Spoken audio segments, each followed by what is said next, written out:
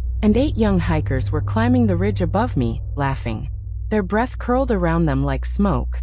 One of them, a boy in a red scarf, turned and waved. I tried to speak, but my voice didn't come. I wasn't really there. I was seeing something, remembering something that was never mine. One by one, the hikers stopped and turned to the sky. Their expressions changed. Awe, confusion, then fear. Something massive passed overhead, casting a shadow so large it seemed to bend the trees. The boy in the red scarf fell to his knees, clutching his head. The others followed, screaming in unison. And then the world broke again. I was inside a laboratory, Soviet architecture, 1970s, flickering fluorescence overhead. Men in white coats stood around a radio device. The same song Mishkin had sung was playing through the speakers. They were taking notes, arguing in hushed tones. One of them glanced at the camera watching the room and said, "Shut it off. They're listening." The device on the table vibrated, and everything blinked away once more. When I returned to the chamber, I was on the ground, coughing violently. My chest ached like I had drowned. My skin was damp with sweat that hadn't been there seconds before. Anton was staring at me. His face had changed. "I saw them," he whispered. "The original team. Dyatlov's group. Chivroy. Even others before them." He looked older. "They didn't die," he said. "Not exactly." "What are you talking about?" I asked, voice cracking. He turned to the sphere. "It's not a machine. It's a door. But not to a place." "To when?" I asked. He shook his head. "Worse. To something between time. Between moments. A space that feeds on possibility. That waits in the cracks of chronology for someone to open the way." I didn't want to understand, but I did. The coordinates weren't just for navigation. They were a summoning, and we had just used them. The walls of the chamber began to shift. The symbols peeled from their stone, drifting in the air like ash. The sphere pulsed once, and the hum returned, loud, angry, awake. Anton stumbled backward. "They're coming," he said. "Who?" I asked, breathless. "The ones that never left." The air around the device rippled. Shadows formed within it, silhouettes of people, or things trying to be people. I recognized Luca's shape. Dr. Mishkin. Others. Too many. Their faces were wrong. Mouths too wide. Eyes too still. And they were all smiling. "Anton, we have to go," I said, reaching for him. But he didn't move. "They said they'd show me," he murmured. "They said I could understand." "No," I screamed, grabbing his jacket. The device pulsed again, and Anton was gone. Not disintegrated. Not exploded. Just not there. Like he had never been born. I turned and ran. Back through the trees. Through the snow. Chased by shapes that made no sound. I didn't look back. I didn't stop. My lungs burned. My legs screamed. But I ran until the forest was gone and the Massif stood over me once more. I fell to my knees in the snow, gasping. The hum had stopped. I was alone. But I knew it wouldn't stay that way. Because I had seen what lies between time. And now it had seen me. The snow was quiet again. Too quiet. I sat in a white void at the base of the mountain. Eyes unfocused. Breath like fog bleeding from a shattered mind. Somewhere behind me, the forest had vanished. I don't mean I ran too far from it. I mean it literally wasn't there anymore. No trees. No trail. No sign I had ever passed through it. Only the raw face of the Lovozero Massif, rising into the sky like a jagged monument to everything we were never meant to understand. My gloves were torn. My satlink was dead. My brother was gone. I whispered his name, Anton, again and again, like it would pull him back, like a spell, like a superstition from a childhood I barely remembered. But the name felt hollow now, as if even the memory of him had been chewed up and erased. I knew what the device had done. It hadn't killed him. It had unwritten him. And it wanted to do the same to me. I stumbled forward across the ridge. My boots sank deeper into the snow than they should have. The terrain was warped. A place I had mapped 100 times now twisted in shapes that defied geography. Ridges cut in impossible angles. Hills folded in on themselves. Landmarks vanished or reappeared where they didn't belong. The sphere hadn't just opened a door. It had left it ajar. Reality was leaking. By nightfall, I reached the summit edge. My body trembled with exhaustion, but my mind refused to sleep. Sleep meant dreams, and dreams were where they spoke to you. Instead, I watched the sky. It was wrong. Not just dark, wrong. The stars had shifted. Constellations unrecognizable. The moon fractured in reflection. Even the aurora had changed, a bruised spiral of pulsing red that bled into purple and back again like a heartbeat overhead. And then I saw them. Not creatures. Not people. Echoes. Figures walking across the ridge ahead of me, flickering like film running at the wrong speed. They stepped without leaving tracks. They shimmered with every breath of wind. There were hundreds of them, all dressed in different expedition gear, all frozen in time, all out of place. One walked right past me. He was young, barefaced, Soviet insignia on his shoulder. He didn't see me, but as he moved by, his body shimmered, and suddenly he was older, dressed in 90s mountaineering gear, then younger again. Like the air couldn't decide when he belonged. I realized I was seeing them all at once. People from every expedition that had ever vanished in this place. People no one ever found. Each one stuck, trapped, shuffled in and out of time like cards in a broken deck. Then I saw her. Dr. Mishkin. She was standing near the edge of the slope, hair tangled in the wind, eyes wide and glowing faintly with silver light. She was whispering to herself, a language I still didn't know, but I could feel it this time, like electricity in my chest. I approached her slowly. "Katia," I said, trembling. "Please. What is this place?" She turned toward me, not with surprise, not with relief, but with recognition. "They showed me," she said, "what it is, what it's for, why it hungers." I didn't like the way she said that word. Hunger. Who showed you? She didn't blink. Her voice was almost reverent. "They're not bound by time. Not in the way we are. They don't age. They don't move. They don't speak. They just wait. This place was never about our understanding. It's about access." Access to what? To us. She reached toward me. I flinched, but she just pressed something into my hand. A notebook. Her field notes. Pages torn and wrinkled, covered in equations, symbols, sketches of the sphere and the chamber. And at the end, written in ink so dark it looked scorched into the page, a sentence. "They are already here." My breath caught. She leaned in close. Her whisper chilled the marrow in my bones. "They came through the cracks. Every time we thought they were anomalies, magnetic spikes, vanishing teams, shared dreams, it was them. They've always been with us. We just didn't know what to call them." I backed away. "Katia, you need to come with me. You're not well." Her face twisted. Not in anger. In sorrow. "You still think you're leaving?" She stepped back. And vanished. Not faded. Not exploded. One blink she was there. The next gone. Like she had never been part of this world at all. The ridge rumbled. Far below, the snow cracked and split. A shape rose through the frost, black, spherical, humming. Another sphere. Bigger than the one before. I heard a voice behind me. "You opened the way." It wasn't Mishkin's. It wasn't Anton's. It was mine. I turned and stared into my own eyes. The version of me standing there was wrong. The skin too smooth. The eyes too still. No breath in the cold. It smiled. "You did this." The echo lunged. I ran. Sliding, falling, tumbling down the slope toward the extraction point. If it even existed anymore. My heart thundered in my throat. My body screamed with pain. I didn't care. I just wanted to get away. From myself. From the thing wearing my face.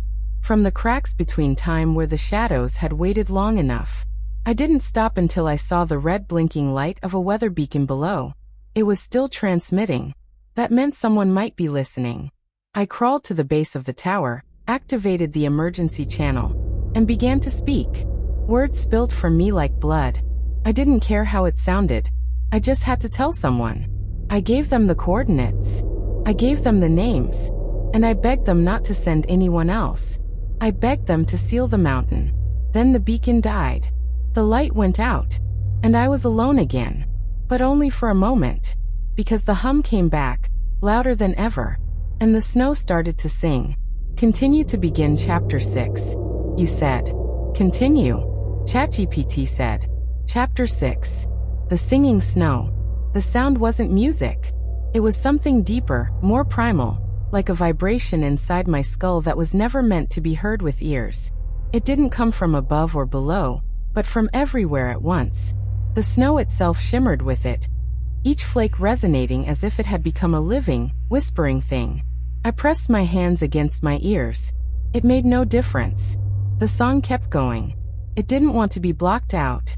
I staggered from the broken weather beacon, half blind, head pounding. The red light that once blinked with promise had gone black, and in its place came pulses of heat. Not fire, not warmth, but heat, in waves that made the snow around me melt in perfectly circular patterns. The ground was breathing. Beneath my feet, the ice cracked in a rhythmic sequence. 5 sharp pops, followed by a groan that seemed to rise through the bones of the mountain. It wasn't the earth shifting. It was a pattern. Deliberate. A language. I remembered Mishkin's words. They don't move. They don't speak. They just wait. But something had changed. They weren't waiting anymore. I stumbled back toward the last mapped outpost coordinates I had memorized, a temporary field station we had passed days ago on the ascent. The beacon had failed. The radio was dead. I had to get to higher ground or find a landline emergency cable, if it still existed. As I moved through the unending field of white, I passed the remnants of other expeditions, long-forgotten tents peeking through snowbanks, buried sled frames, poles with cracked flags fluttering in windless air. Time was peeling apart around me, the past and present layered like broken glass, all existing at once. And the shadows followed. Sometimes, I would catch them in the corner of my vision. Not directly, they never allowed that. But I could sense their gaze. The cold didn't affect them. They didn't even leave indentations in the snow. But the song, that was theirs. It wove its way through my thoughts, unraveling the things that made me human. Names, places, faces. I repeated them aloud, trying to hold on to what I still remembered. My name is Irina Volnova. I was born in St. Petersburg. I have a brother. I had a team. My name is Irina. And then a voice joined mine. Not an echo. Not a hallucination. A mimic. My name is Irina Volnova. I was born in St. Petersburg. I have a brother. I had a team. My name is Irina. It came from behind me, no more than 2 meters away. I turned. No one. But the snow in front of me twitched, like something just beneath the surface was moving toward me. I ran. My legs were raw from the cold, my breathing shallow, but I ran until I reached the ice ridge above the station. The outpost was still there, steel frost-covered, barely visible through the haze of the storm that hadn't stopped for 3 days. I dove through the outer hatch and slammed it shut behind me. For a moment, there was silence. Then a faint tapping on the metal door. 5 knocks. Groan. Repeat. Like the pattern from the ice. I turned on every light in the outpost. The generator still worked. Inside, it was deathly quiet, save for the low hum of ancient machinery. The walls were covered in old Soviet maps, expedition photographs, handwritten logs in faded ink. I flipped through the records and found one that made my blood run cold. It was dated February 28, 1973. The same date the Chivruay group was officially listed as deceased. But this log didn't talk about exposure or frostbite. It talked about replication. It detailed sightings of team members after their bodies had been recovered, walking in different directions, speaking in reverse, showing up on multiple trail cameras at the same time. Unchanged. Uniged. Unreal. One entry stood out. We brought them back thinking they were lucky to survive. But they weren't ours anymore. They had the memories, but not the eyes. I dropped the log and staggered back. The knocking had stopped. I stepped to the reinforced window and looked out. At first, I saw only snow. But then, dozens of figures, standing motionless just beyond the range of the exterior lights. Their shapes were imperfect, wavering, as if they were trying too hard to look real. And every single one of them looked like me. Different versions. Wearing gear I never owned. Scars I didn't have. Faces aged or younger. Some were smiling. Some were crying. Some were simply staring back through the window, mirroring my every move. And then in perfect unison, they opened their mouths and sang. The same vibration, the same song. The outpost began to shake. Light bulbs flickered, monitors glitched. The radio sparked to life without warning. But it wasn't a distress signal. It was laughter. Not human. Not joyful. Something laughing because it had already won. I screamed into the transmitter. This is Irina Volnova of Arctic Expedition Group 9. Lovozero Massif. Station 3A. Do not come for me. Do not approach this region. Seal the mountain. Seal the mountain.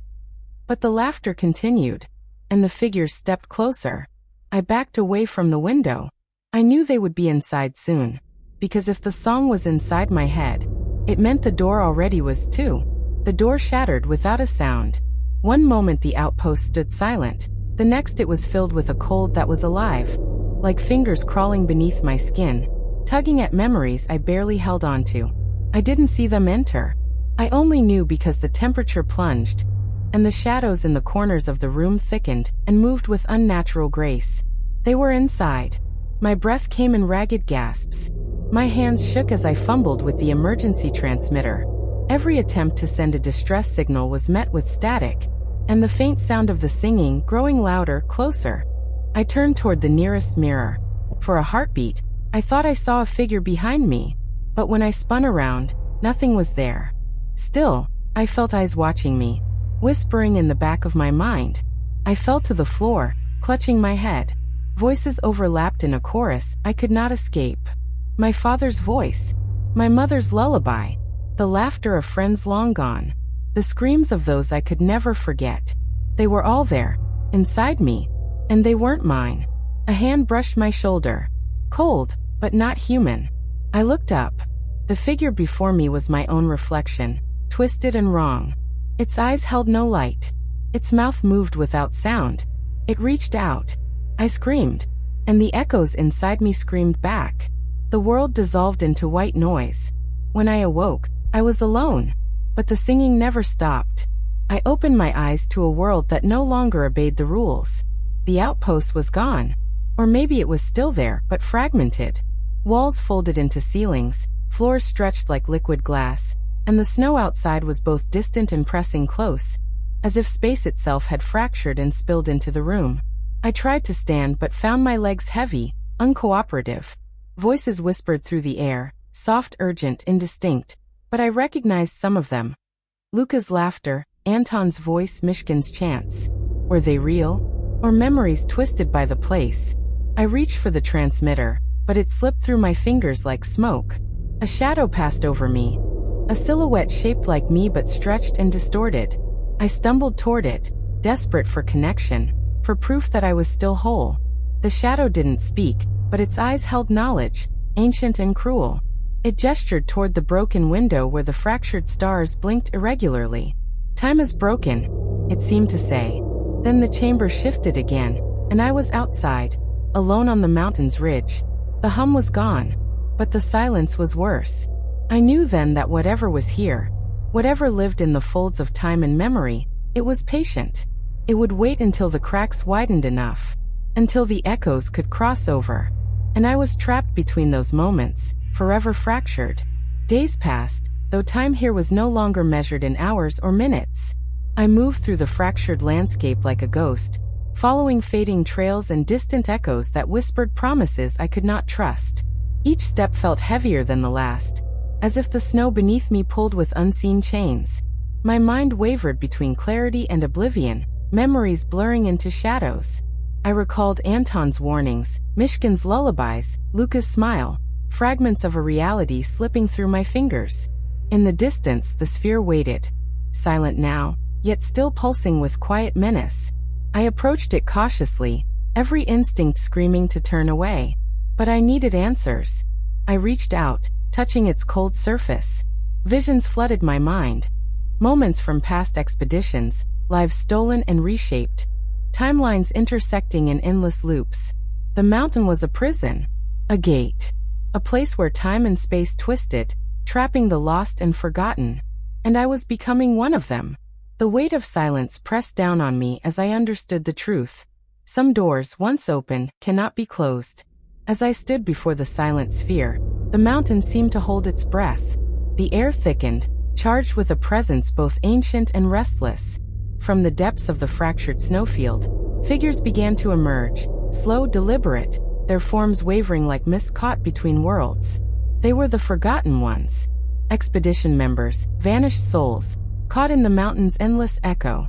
Their eyes were empty, yet filled with silent stories. They reached out to me, not with hands but with memories. Visions of laughter around campfires, whispered secrets beneath starlit skies, and moments of fear and hope intertwined. I realized then that the mountain did not just trap them. It preserved fragments of their existence, binding them to its timeless grip. And now it sought to add me to its collection. I stepped back, heart pounding. The sphere pulsed once more, sending a wave of cold that pierced through my very being. I understood what I had to do. I could not let this place claim another soul. Determined not to become another echo trapped in the mountain, I searched the outpost for anything that could help me. Among scattered papers and broken equipment, I found a map, marked with strange symbols and notes in Mishkin's handwriting. It showed a hidden path, a route that twisted beneath the surface, bypassing the fractured tunnels and unstable chambers. If I could reach it, there was a chance to escape. Gathering my strength, I prepared to descend into the unknown. The air grew colder, heavier, as I entered the underground passage. The walls hummed softly, a reminder that the mountain was alive and aware. Shadows danced at the edges of my vision, whispering doubts and fears. But I pressed on, driven by the hope of return. Every step echoed with the weight of the forgotten ones, their silent watch a constant reminder of what awaited if I faltered. The path was narrow and treacherous, carved through ancient rock and ice. At times, it seemed to stretch endlessly, a labyrinth designed to trap wanderers forever. Yet, with each moment, I moved closer to the surface, closer to the world beyond. The passage opened abruptly into a cavern vast and hollow, its ceiling lost in shadows. A faint light shimmered from cracks in the ice, casting fractured reflections on the walls. At the center, a jagged rift yawned, an unnatural breach cutting through the rock. From its depths rose a cold wind, carrying whispers that chilled my soul. I realized then the mountain was not just a prison but a gateway, and something was waiting to cross through. The hum returned, louder and more insistent. From the darkness emerged shapes, forms shifting between reality and nightmare. They were neither fully here nor gone. Eyes glinting with hunger, they reached toward the breach, eager to escape their exile. I understood the mountain's terrible secret. It was not only a tomb for the lost, but a trap designed to keep something far worse contained. If the breach widened, if the barrier failed, the world outside would never be the same. I steeled myself. There was no turning back. I had to close the breach. The cavern trembled as the shadows pressed forward, eager to spill beyond their prison. I stood between them and the breach, heart pounding but resolve unshaken. I searched the cavern walls for anything I could use. Fragments of metal, ancient runes etched deep in stone, remnants of past expeditions long forgotten. I gathered the shards and traced the symbols, hoping the knowledge in Mishkin's notes would guide me. The humming grew deafening. The creatures reached out, faces contorted in silent screams. I raised my voice, chanting the words etched in the cavern, the language of the mountain itself. The sphere in the center pulsed violently, sending waves of energy that pushed the shadows back momentarily. But the breach threatened to widen. With every ounce of strength, I pushed against the tide, channeling the mountain's ancient power. The cavern shook violently, rocks falling, the air thick with tension. And then, in a blinding flash, the breach sealed. Silence. The shadows dissolved into mist. The hum faded into stillness. I collapsed, exhausted but alive. The mountain was quiet once more. But I knew this was only a pause. The door was closed but never locked. I emerged from the mountain's shadow into the pale light of dawn. The world seemed unchanged, but I knew better. The mountain had marked me, its echoes etched deep in my soul. As I descended the ridge, the snow beneath my boots felt solid again, the air clear and still. Yet the silence was heavy, as if the land itself remembered the horrors buried within. Back at the outpost, the equipment lay dormant. The radio was dead. But I carried with me the weight of what I had seen. My heart ached for the lost souls trapped in time's prison, for the mountain that hummed beneath the snow, and for the secrets that might one day awaken again. I knew I could never forget, and the world should never be left unprepared. The echoes beneath the snow had spoken, and I was their messenger.